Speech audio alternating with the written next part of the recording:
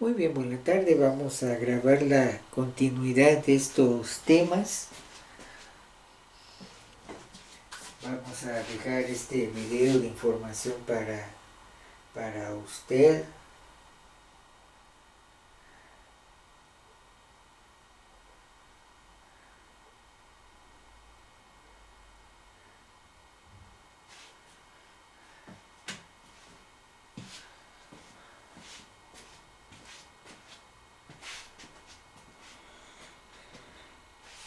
Muy bien. Entonces miren, aquí teníamos una tablita que no vimos la vez anterior. Un poco de equivalencias de nombres. Eso creo que es importante. Cronos, el dios del tiempo. Nombre griego, nombre romano, Saturno. Aquí tenemos ya Telus, esta no es muy conocida. Zeus sí, sabemos que es Júpiter. Hera, Juno. Y lo que significa aquí, ¿verdad? Atenea, como Minerva. Artemisa es Diana. Apolo es Febo. Hermes es Mercurio. Ahí sí tenemos un planeta, el más cerca al Sol, Mercurio, un planeta rocoso pequeñito. Día miércoles, ¿verdad? ¿Sí? Ares, Marte, ¿sí? Un planeta rojizo, dios de la guerra, ¿sí? El día Marte, ¿sí? Hefesto, Vulcano, Afrodita, ya hablamos, Venus, hay un planeta, día viernes, como hoy viene del nombre de Venus. Poseidón, dios del mar con el tridente. Neptuno, ¿sí? Tenemos un planeta ya en el sistema solar. Y bueno, así tenemos otros, ¿verdad? Por ejemplo, vea que los nombres de los planetas a veces no son tan a priori. Por ejemplo, en algún momento el último planeta, el más lejano, Plutón, ¿sí? Hades, ¿verdad? Como quien dice, lo más lejano que yo quiero estar, el infierno, ¿verdad? Y aquí tenemos algunos otros personajes, por ejemplo, ¿verdad? Cielo, Urano, ¿sí? Caelus, Cielus, ¿sí? Urano, dios del cielo. No es tan a priori porque veamos, Urano es un planeta de color celeste claro, ¿sí? Entonces este planeta, por ejemplo, vemos que ¿cómo se llama? Sí, nos da idea de color de cielo, mientras que, por ejemplo, Neptuno, que es Poseidón, dios del mar, es un azul un poquito más oscuro, ¿sí? Eso es lo que estamos revisando ahí. Bueno, importante, digamos, sale por esta situación, ¿verdad? Entonces ahí podemos revisar un poco esto. Aquí tenemos una representación de Poseidón, ¿verdad? El caballito de mar. Sin embargo, en el contexto romano, un personaje muy importante como Marcus Vitrus Polio. ¿Por qué razón? Porque él es el primero que propone y entiende el ciclo del agua tal como lo vemos el día de hoy. ¿Sí? Es una situación así mera interesante en el caso de esta representación, algo que va cabalgando ahí en los mares, ¿verdad? Muy bien, veamos entonces que ahí tenemos un pensamiento antropomórfico. ¿Cómo ve la gente el agua? Pues ve el agua como una representación de una persona, ¿sí? Como un paladín, por decirlo así, como alguien que lucha, como un guerrero, como también como un ser caprichoso, por decirlo de otra forma. Muy bien, fíjense que a partir del Renacimiento, bueno, mucho de esto, de este pensamiento, que usted puede revisar un poquito más ahí las notitas que dejamos aquí, que por cierto es bastante breve. Mucho de esto, digamos, y por ejemplo en cuestión de leyes, en cuestión, digamos, de derecho, pues hoy día todavía tenemos una gran herencia del derecho romano. De las principales características del derecho romano, por ejemplo, el derecho escrito. No es tanto el derecho de costumbre, sino el derecho por escrito, ¿sí? Todo ese papeleo, toda esa, de ahí viene una palabra francesa, bureau, escritorio, burocracia, ¿sí? Bureau, escritorio, burocracia, ¿sí? Todo ese trámite, todo ese papeleo, toda esa copia, todo lo que usted quiera, ¿sí? Pues mucho de ese derecho, digamos, escrito y burocrático, derecho romano. Interesante porque de algún modo, pues eso deja mucha evidencia, digamos, de cuestiones históricas, vicios, si se quiere ver, malos manejos, lo que se quiera hacer, ¿sí? Esa es una de las situaciones interesantes ahí. El otro derecho, pues, es el consuetudinario, es la costumbre, por ejemplo, nuestros pueblos indígenas, consenso, acuerdos que se dan, después se conocen, se socializan y después se da por sentado hasta cierto punto. Pero no hay un derecho muy escrito, por decirlo así. Mientras que el derecho romano, pues sí, queda escrito. Esa es una situación importante. Sale por esto. Bueno, y lo importante aquí del renacimiento de algunos personajes, como Pierre Perron, ¿sí? Francés ahí, pues de los primeros que empieza a llevar registros, eso es importante, registros de la precipitación, digamos, en el río Sena en París. Empiezan ya a llevarse registros por escrito.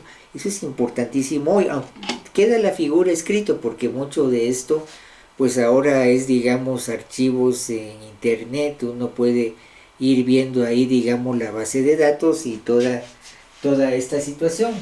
Leonardo da Vinci, pues otro personaje con mucha imaginación, ya tiene ideas, digamos, del ciclo hidrológico, para su época muy adelantado, pues alguna crítica considera que tenía conocimientos e ideas como un ingeniero, ojo, como un ingeniero de la Segunda Guerra Mundial, imagínense, varios siglos antes. Renacimiento, el renacer de las artes clásicas, inicio del humanismo. Lo importante aquí se desliga la ciencia de la religión. Recuérdense que mucho de la ciencia nace en el seno de la iglesia.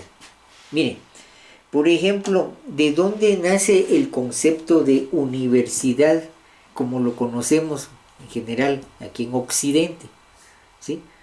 Pues veamos que, por ejemplo, de las universidades más viejas, la Universidad de Bolonia en Italia, la Universidad de Salamanca, siglo XI, ¿sí?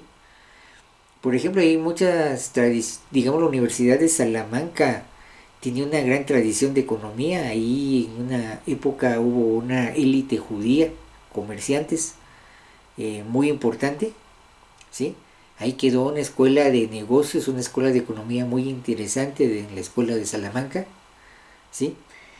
Resulta entonces que la universidad esa, como la conocemos hoy día, nace en el seno de la Iglesia Católica. ¿De dónde nace la universidad así como San Carlos? Pues sabemos que eran órdenes religiosas del colegio de Santo Tomás, el colegio tridentino, ¿sí? Por decirlo así, si se recuerda sus cursos de social humanística. Pero el punto ahí es que el famoso Shema, que aparece ahí, ¿cómo se llama? En los evangelios, ¿sí? Dice, y esto está un poquito más en Deuteronomio también, se relacionan esos dos libros, Deuteronomio y los Evangelios. La frase que hay de oye Israel, el Señor tu Dios uno es y lo amarás con todo tu corazón, con toda tu mente. Esa frasecita, con toda tu mente del Shema, lo que da inicio a la idea de universidad. La iglesia, como buen comerciante, como se ha hecho con la educación durante mucho tiempo, pues se da cuenta de que hay gente que tiene los suficientes medios, suficiente dinero, que puede pagar por una mejor educación. Entonces, para ellos esa situación de amarás al Señor tu Dios con toda tu mente, pueden estudiar un poquito más a detalle, con más cuidado, qué cree la iglesia, ¿sí? qué concepciones tiene, ¿sí? Para ellos, los que pueden pagar la universidad. Claro, después eso se vuelve laico y ahorita pues en su momento todo este alboroto por la universidad, que hay un montón de razones, no voy a entrar a eso, pero la cuestión está ahí que, por ejemplo, ¿qué se estudiaba el primer año de la universidad en esa época? En esas universidades nacientes. Ahí está el famoso quadrivium, palabra latina, o sea, de 4. Se estudiaba, por ejemplo, se va a sorprender posiblemente cuando le mencione que se estudiaba ahí. Se estudiaba geometría, aritmética, música y astronomía. Otra vez se estudiaba aritmética, geometría, música y astronomía. Las 4 materias del primer año. Quadrivium. ¿Y por qué? La pregunta de esto, ¿verdad? ¿Por qué se estudiaba esa situación? Bueno, muy sencillo. Muy sencillo. Viera que, por ejemplo, se estudiaba aritmética por la cuestión del manejo de cuentas, un poquito de la contabilidad del negocio familiar, ¿sí? Había que estudiar eso, ¿sí? Aritmética, hay que aprender a hacer bien las cuentas para el negocio de la familia. Sí, pues total, ellos son los que me están financiando. Geometría. Se estudiaba geometría también por cuestiones de intereses familiares para medición de propiedades, para medición de terrenos, ¿sí? Entonces se supone que era la clase pudiente, había que medir terrenos, etcétera. Bueno, hay que ir a estudiar geometría a la universidad. Tenía mucho nexo con el medio de esa época. Música. ¿Por qué se estudiaba música? Qué raro, vamos. Bellas artes. Si ahora ni siquiera está eso en el pensum de educación media, lo quitaron. Bueno, era por tener habilidades para socializar. Recuérdese que en esa época no había discoteca, no había nada de eso, pues había que improvisar la música en las reuniones, pues, si no contratar a alguien que fuera hábil para eso, ¿sí? No había televisión, no había internet, no había nada de eso, ni siquiera habían libros escritos así impresos, ni siquiera había imprenta. Vea cómo era eso. Entonces lo clásico, la figura del famoso bufón. El bufón, el que entretenía a la corte para medio pasar el día cuando no había mucho que hacer. Claro, dependiendo cómo era la gente, otras atribuciones, ¿eh? Pero lo más sorprendente, ¿y por qué estudiaban astronomía? ¿Qué tiene que ver la astronomía ahí? Ya hemos dicho que no había imprenta. Por lo tanto, no habían calendarios en papel. Era un sueño eso. Entonces, estudiar astronomía por cuestión de fechas, estudiar astronomía por cuestión de saber llevar un poco la cuenta del tiempo. O sea, no era tan así nada más. Y de ahí, por ejemplo, la palabra de cátedra. Vamos a la cátedra, no se dice mucho eso. Desde el ámbito de uno de estudiante, uno dice vamos a la clase, al salón de clases, ¿sí? Bueno, en la clase está la famosa cátedra, que a veces es esa como plataforma para que quien expone, pues todo el mundo lo vea, ¿sí? La cátedra. Muy bien. Eso era para un grupo seleccionado, no era para todos, era bastante selectivo. Claro, de esa época hay gente que tiene muy buenos aportes en ciencias, en arte, pero es poca gente. Es para la poca gente que ha tenido acceso a la educación, ¿sí? Pero hay una educación mínima, una educación que es para todos, a conveniencia, si se quiere ver así, de la misma iglesia. De cátedra, pues hay que hacer una catedral, es la misma raíz, cátedra y catedral. Catedral como la gran cátedra para todo el mundo, para pensamientos y doctrinas muy básicas que manejaba la iglesia, que según esta institución o esta organización era conveniente exponerlas para que todo el mundo lo oyera y fuera adoctrinado. Es diferente, ¿sí? Ahora miren, cuestiones de educación. Entonces la educación desde la catedral era para adoctrinar, ¿sí? La educación de la cátedra, pues sí, hasta cierto punto también llevaba ciertos matices de adoctrinamiento, ¿sí? Pero, hay una cosa diferente. Daba un poco más de margen a la hora de discutir y presentar ideas, el desarrollo de argumentos y el pensar. Educación para pensar y ser libre, eso es muy importante, ¿sí? Digamos, mucho de la crisis de hoy de la universidad es por eso. Se nos enseña, se nos traslada conocimiento, pero muy importante la aplicación. Si sabe algo, aprende sobre eso, pues qué bueno, pero lo más importante es aprender a pensar.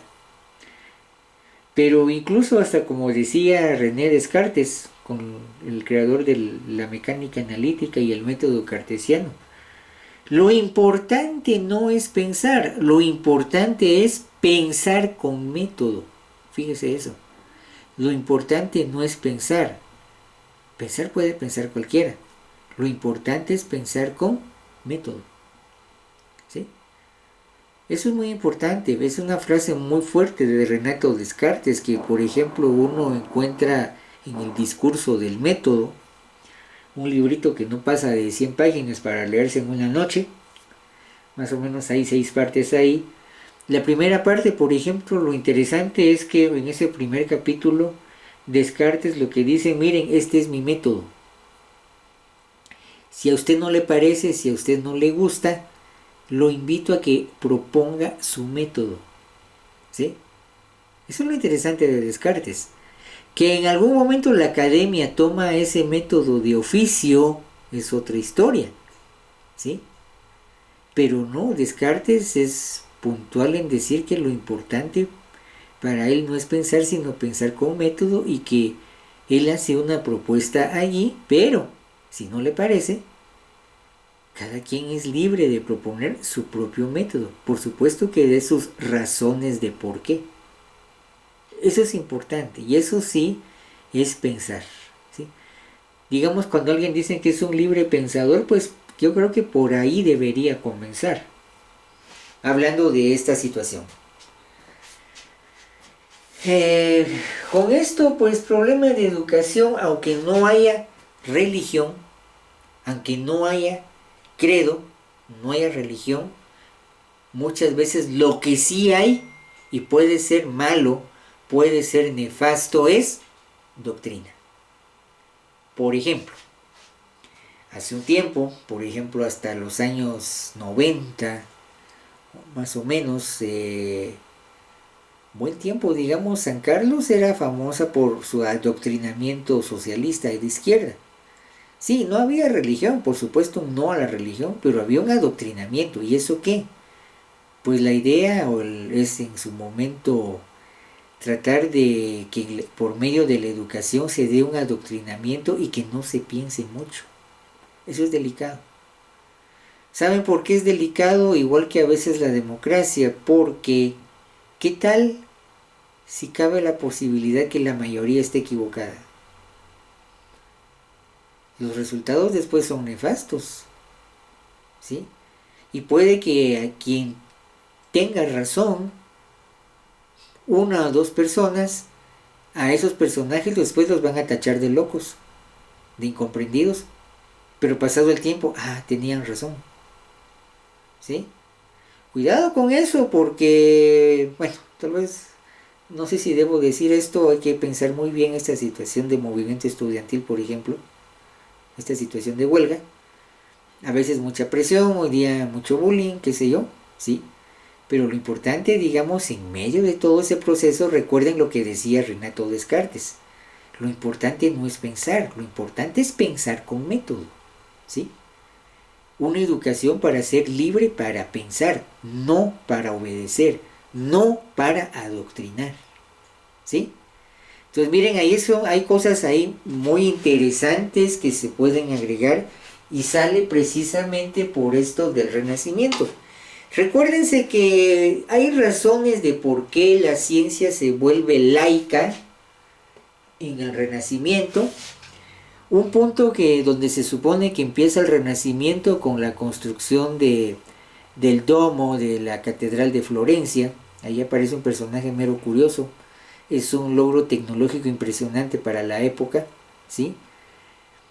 Pero digamos que vienen ahí toda una serie de movimientos sociales, puesto que esa situación lo vemos por ejemplo en la cúspide de esa situación de humanismo, lo vemos por ejemplo en la Revolución Francesa 1789, 100, 200 años después de esto, donde es un no a la religión. ¿Por qué? Porque digamos los reyes, en este caso los Luises, y el clero, por ejemplo, se habían justificado, se habían tomado de la religión para justificar y digamos su posición de gobierno, su posición si se quieren ver de superioridad. Entonces mejor que la ciencia sea laica, que no tenga adoctrinamiento religioso. Ahora, problema. De todos modos resultó en una cosa peor. Vean por ejemplo la época del terror de Robespierre, ¿sí? En algún momento se dan cuenta que esto sigue igual o peor, ¿sí? Fíjense que, por ejemplo, hablando de esta situación de teoría de gobierno, política y estas cosas, una, una, una obra que es impresionante, si alguien tiene algún momento la oportunidad de leer, le recomiendo, por ejemplo, precisamente creo que este es un migrante ruso cubano. Ahorita le comento un poquito el nombre del libro.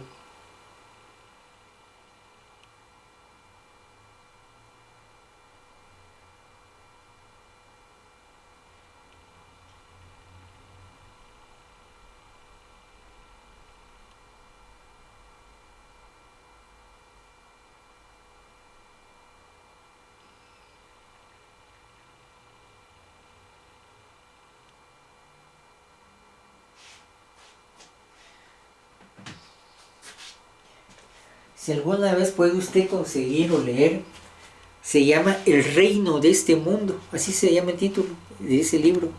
El reino de este mundo, Alejo Carpenter. ¿Sí? Si a alguien le interesa ver eso, se lo voy a escribir ahí. A veces puede que lo encuentre en internet, hablando de toda esta situación de educación, universidad y todo esto.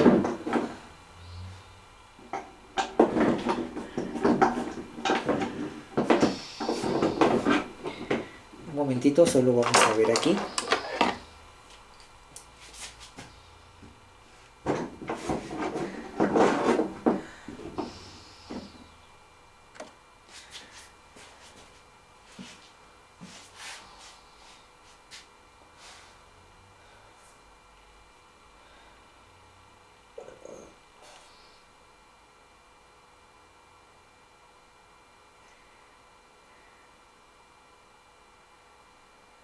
Un momentito, ahorita le doy la información correcta.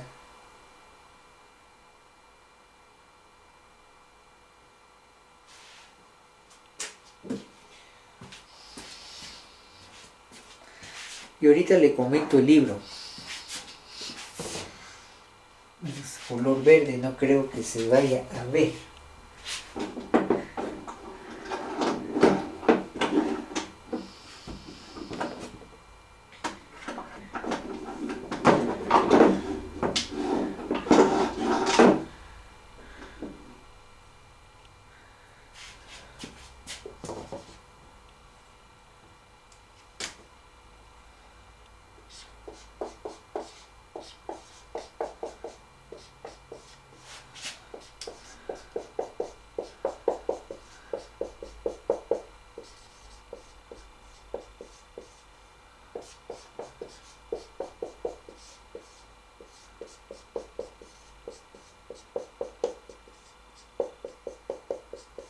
Alejo Carpenter. ¿Sí? Muy bien. ¿Qué pasa con este libro? Haciendo un breve comentario. Bueno, ¿alguien sabe cuál fue el segundo país que se independizó aquí en América después de Estados Unidos? ¿Alguien tiene idea?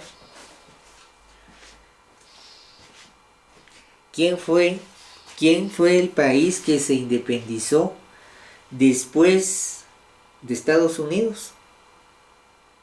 Porque a raíz de estos dos empieza precisamente la seguidilla de independencia, ¿sí?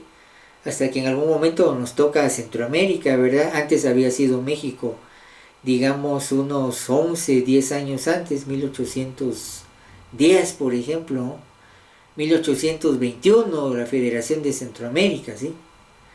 Bueno, fíjense que mucho antes, posiblemente por ahí, por 1800, finales de los 1700, el segundo país que se independiza después de Estados Unidos, Haití, la República de Haití, ¿sí? Ahora, parte de eso, lo que nadie dice, o muy pocas veces se dice, ahí va la cuestión por conveniencia y la importancia de una educación libre para pensar, es que mucho de eso fue la gesta, fue digamos la situación de una revolución de esclavos. Fíjense, los esclavos se rebelaron. ¿Y contra quién? Contra los franceses. Y entre ellos el ejército de Napoleón Bonaparte. Casi nadie nos ha dicho que Napoleón Bonaparte, solo dice que Napoleón Bonaparte fue derrotado en la guerra de Waterloo por los ingleses. Es cierto, pero antes de eso el ejército de Napoleón sufrió una derrota espantosa que nadie habla, no se menciona, precisamente en Haití. ¿Y por qué no dicen nada? Por la vergüenza que fueron los esclavos los que derrotaron al ejército de Napoleón. Claro, ellos supieron jugar con, y ahí viene una cosa importante, conocimiento del ciclo hidrológico, conocimiento del clima, del medio, a su favor. Fíjense que estos esclavos se organizaron de tal modo que se supieron organizar para que la mayor parte de ese ejército los fuera a buscar, los fuera a intentar apresar en el tiempo de la estación de lluvia. Imagínense, eso es importante. Para los del ejército de Napoleón, bueno, ya llegamos y todo, y ahorita a cumplir la orden de Napoleón Bonaparte al mando de su hermano y toda la cuestión de José Bonaparte. Sí, pero digamos los esclavos negros, por decirlo así, traídos del África a la fuerza, que tenían ya tiempo de estar ahí, sabían, se aguantaron, jugaron con ellos en el tiempo, y lo que hicieron fue esperar a que llegara lo fuerte de ese ejército, la gran cantidad de ese ejército, cuando empezaba el año hidrológico. ¿Y por qué? Porque sabían que ahí iban a tener un gran aliado, que los otros ni cuenta se iban a dar, no se iban a dar cuenta de eso, que era precisamente que con el calor y el tiempo de lluvia iba a haber un gran florecimiento, digamos, de mosquitos y malaria. O sea, los otros simplemente lo que hicieron fue llevarlos a su juego y que los mosquitos hicieran el resto. Y sí, como a las 3, 4 semanas, al mes, 2 meses, buena parte de ese ejército murió. Por esa razón. A los otros ya no les costó darles el tiro de gracia, por decirlo así. Pero es precisamente saber jugar con los recursos naturales a nuestro favor. Es ese conocimiento que nace del campo y la observación. Pero ahora lo interesante con esto es que se independiza Se independizan estos, claro, hacen una carnicería de franceses, ¿sí? Matazón de franceses. Ya se imaginan la gran revolución que hicieron estos, ¿no? Que sentó precedente. Muchos en Europa se asustaron. Si estos negros pudieron hacer eso, ¿qué no nos puede esperar en el resto de América? Algunos de ellos como que eso, como que inclinó un poco la balanza. No, si estos piden la independencia, mejor se las damos por las buenas. No sea que nos hagan pedazos y salga peor el asunto. Eso es lo que habla un poco este libro. El reino de este mundo, de Alejo Carpenter. Pero, en medio de eso se consolida una república, un reino, precisamente de una federación de, digámoslo así, de esclavos, de los que fueron esclavos. Ahí se da un nuevo reino. Y ¿saben qué es lo peor y lo más triste desde el punto de vista del personaje que ve todo esto? Que se vuelve a repetir los mismos vicios esclavistas que tenían los franceses. Eso es lo paradójico, ¿sí? Mucha situación entonces de observación, por favor. Otro ejemplo clásico de eso, esa es literatura que algunos lo clasifican en la cuestión de movimiento de nueva era. No sé si alguno de ustedes ha leído, por ejemplo, tenemos estos libros de Alberto Castaneda, no Castañeda, sino Castaneda, no recuerdo bien ahorita el nombre, pero por ejemplo entre sus libros está el famoso Viaje a Ixtlán, así se llama, el Viaje a Ixtlán. Es una serie como de 8 o 9 libros. Miren, lo gracioso, lo interesante, fascinante de esos libros es que él es un antropólogo de finales de los años 60, inicio de los años 70. Él es un estudiante de antropología de la Universidad de California, de la UCLA, ¿sí? Y él está muy emocionado porque al fin le dan acceso, él lo pone así en estas palabras, un indio de la tribu Yoki, que es el brujo de ahí, le permitió el ingreso para hacer sus estudios de antropología.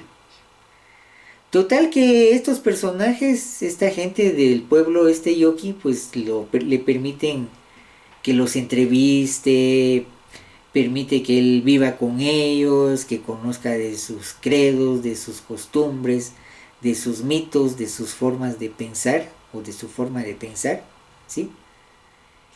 Y ya ha pasado el tiempo, a las postrimerías de todo esto, ¿saben qué es lo patético, gracioso?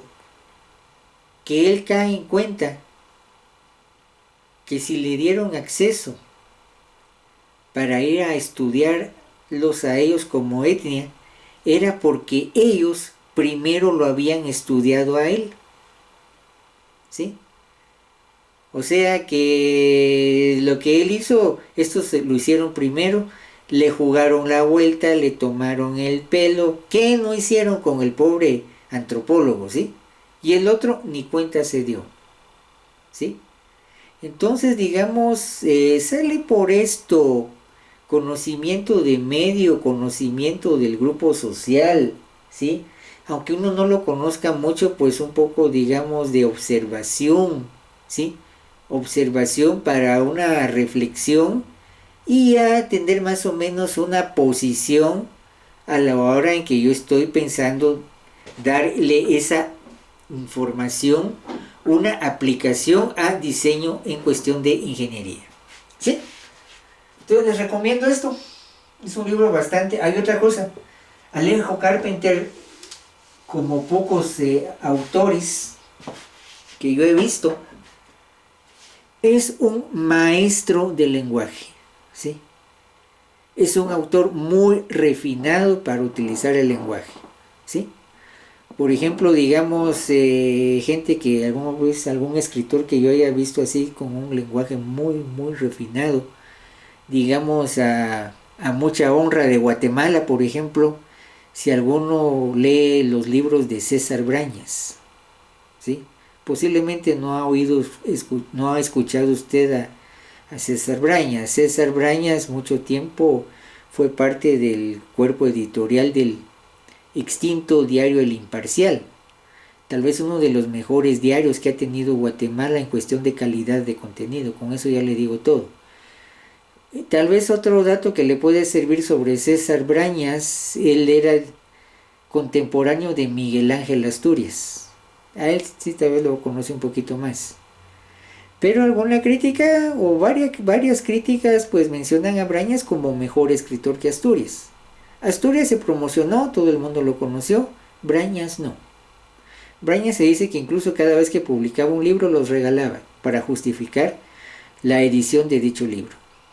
Pero igual si usted lee un libro de él, también es un maestro del idioma español, ¿sí? Bueno, sale por esto, no sé, algún comentario con esta situación, hablando de esto. Estamos hablando un poco de pensamiento, recurso, ¿sí?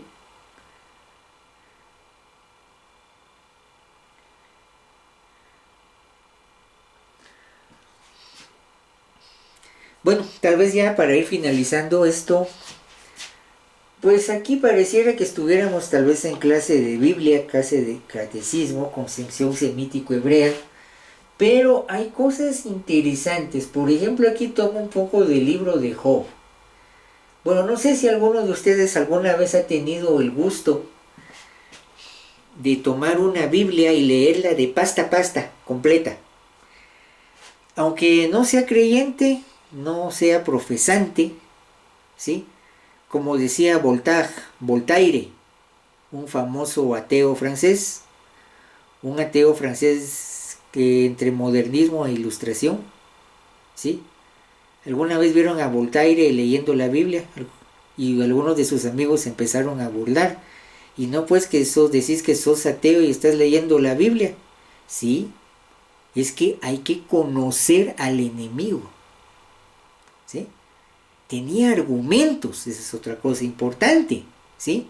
Tenía la cultura, la educación de oír y escuchar puntos de vista por más que él no estuviera de acuerdo. A lo mejor encuentro alguna situación importante por allí, ¿sí? Entonces sale por esto, ¿sí? Digamos, movimientos como estos de estudiantes, pues oigamos bien qué están diciendo, ¿sí? Investiguemos bien. No estoy diciendo que no estoy de acuerdo con eso, no, para nada, no, poner atención, ¿sí? ¿Cuáles son los antecedentes, ¿sí? Como decía Descartes, lo importante no es pensar con método. Bueno, cosas importantes de aquí. Del libro de Job se piensa en la crítica a esto que el libro de Job es uno de los más viejos de la Biblia. Por ejemplo, el libro de Job no es más que en su momento tenemos retórica clásica allí, la historia de un personaje que aparentemente él no tenía la culpa de todos los problemas que pasó, ¿sí? Y ahí, digamos, lo van a visitar algunos sus amigos, algunos conocidos, digamos, ahí aparecen 4 personajes, Belifaz, etcétera, ¿sí? Se van a condoler con él porque había perdido sus posesiones, había perdido su casa, había perdido a sus hijos y de ajuste estaba enfermo, ¿sí? Según eso, tenía problemas en la piel, ¿sí? Erupciones en la piel. Según descripciones de eso, pues se rascaba con un pedazo de teja. Imagínense usted qué problema tan feo de salud tendría, ¿sí? Pero en medio de todos esos discursos y esa retórica, ¿sí?, de esos amigos, al final aparece, digámoslo así, Dios creador, preguntándole a Job. Y miren lo interesante con esto. Porque ahí es donde dice Jehová, le respondió desde un torbellino y le dijo: ¿dónde estabas tú cuando yo fundaba la tierra? Mire, aparentemente una poesía, pero unas preguntas muy interesantes. Y desde el punto de vista de ciencia, muchas de estas preguntas no hay todavía respuesta. Más de algunos científicos esto les ha servido de inspiración para después hacer algunas propuestas interesantes a nivel de ciencia. Házmelo saber si tienes inteligencia. ¿Quién dispuso sus medidas si sabes de esto? ¿Quién tendió sobre ella la cuerda de medir? Él extiende el norte sobre el vacío, cuelga la tierra de la nada. Remarco aquí algunas cosas que me parecen importantes para el curso de hidrología. ¿Quién encerró con puertas al mar? Y aquí sigue otra descripción sobre esto, ¿sí? Y hasta aquí llegarás y no pasarás. Y miren, sigue hablando de los estados del agua, por ejemplo, en esa situación. ¿Has penetrado tú hasta los depósitos de la nieve? Con negría. ¿Has visto los depósitos del granizo? ¿Tiene padre la lluvia? O sea, ¿de dónde viene la lluvia, pues? ¿Quién engendró las gotas de rocío? ¿De qué vientre salió el hielo? Por más que aquí tenemos un lenguaje figurativo y algunas elipses, ¿ah? ¿Y la escarcha del cielo, quién la dio a luz? Las aguas se endurecen como piedra y se congela la faz del abismo, ¿sí? Y tenemos toda una situación ahí sobre relámpagos y todo esto, sí, que es una situación, si quieren, poética o poesía oriental, si lo quieren ver, del Medio Oriente o del Levante, donde, digamos, aquí en este discurso se deja ver un Dios que crea y funda la tierra con sus mares delimitados. Llama la atención que se ven los estados del agua como lluvia, punto de rocío, de condensación, nieve, hielo. Hay conciencia del ciclo del agua. Miren esto, y esto está en Eclesiastés sobre los ciclos de los vientos. Si las nubes están llenas de agua sobre la tierra, la derramarán. Vamos a ver más adelante que una de las funciones de la atmósfera es repartir el agua, ¿sí? Así como tú no sabes cuál es el camino del viento, el viento sopla hacia el sur, luego gira hacia el norte, girando sin cesar, de nuevo vuelve el viento a sus giros. Bueno, si alguien fuera un poco más exigente, pues puede ser que alguien diga, bueno, yo quiero ver ese texto en hebreo original. Bueno, según la tradición, ojo, según la tradición, el libro de Eclesiastés, por ejemplo, se le atribuye al rey Salomón, junto con otros dos, el libro de Proverbios, que muchos de ustedes posiblemente sí lo conocen, y el libro del Cantar de los Cantares. Bueno, según la tradición, el Cantar de los Cantares se le atribuye al rey Salomón en su época de juventud, la época del matrimonio. Proverbios se le atribuye a este mismo rey en la época de la edad madura. Y Eclesiastés, ¿sí? La conclusión de él llama ahí del predicador, el libro de la conclusión de la meditación de la vejez, ¿sí? Entonces, importante eso, no es así nada más como que, bueno, aquí está, ¿verdad? Si seguimos viendo esto, algunas otras cuestiones, por ejemplo, si usted quiere ver agua y religión, por ejemplo, bueno, aquí nos vamos al Nuevo Testamento, el agua como figura de espíritu. Sin el agua no existe el sacramento, por ejemplo, del bautismo. Por ejemplo, aquí tenemos parte de los evangelios. Yo a la verdad os bautizo en agua, remarco agua, para arrepentimiento por el que viene tras mí, cuyo calzado no soy digno de llevar, es más poderoso que yo. Bueno, seguimos con esto. Es la declaración de Juan el Bautista en el Evangelio de Mateo. Y vea otra cosa, aquí aparece un diálogo curioso. Aquí tenemos la cita, Juan 3:5, Jesús y Nicodemo. Miren esto. ¿Se recuerda esto que leímos aquí en Eclesiastés? Bueno, ya voy sobre el tiempo y con esto termino. Dice, respondió Jesús, de cierto te digo que el que no nace de agua y del Espíritu no puede entrar en el reino de Dios. ¿Sí? Bueno, saltemos un poquito. El viento sopla de donde quiere y oye su sonido, pero no sabes de dónde viene ni a dónde va. ¿Sí? Miren qué interesante si correlacionamos esto con la parte del libro de Eclesiastés. Bueno, expresión fuerte de simbolismo de agua, ¿sí? Eso es lo que tenemos ahí. Bueno, entonces vamos a ver cómo vamos con el tiempo. Creo que ya vamos un poquito sobre el tiempo. Tal vez solo por cuestión de terminar con esto, Jesús y la mujer samaritana. Respondió Jesús y le dijo, si conocieres el don de Dios y quién es el que dice, dame de beber, tú le pedirías y él te daría agua viva, ¿sí? Y aquí sigue todas estas frases cuando cualquiera que beba esta agua volverá a tener sed, pero el que beba del agua que yo le daré no tendrá sed jamás, sino que el agua que yo le daré será para él una fuente de agua que salte para vida eterna. Ojo, agua que salta, agua por ejemplo de una fuente, se puede pensar, da lugar a pensar en el proceso de oxigenación del agua. Y ahí podríamos hablar de dos conceptos muy importantes en agua y saneamiento, que es el DBO y el DQO, la demanda biológica de oxígeno y la demanda química de oxígeno. Bueno, vamos a dejar por hoy acá, esto ya casi lo estamos terminando, ya para seguir hablando un poquito del ciclo hidrológico. Entonces, bueno, perdón si estoy ya voy bastante sobre el tiempo. Si no hubiera un comentario, pues no sé, con esto, si vamos bien con estas ideas.